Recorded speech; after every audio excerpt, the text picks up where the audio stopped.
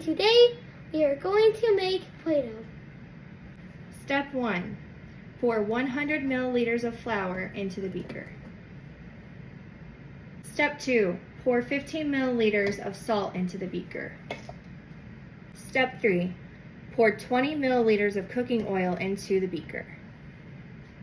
Add 30 milliliters of water and stir well.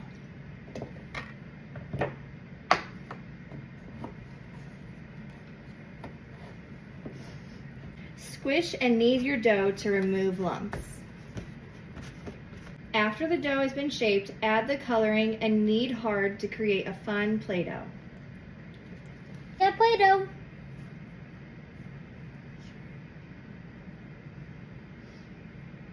Thanks for watching. Like and subscribe for more.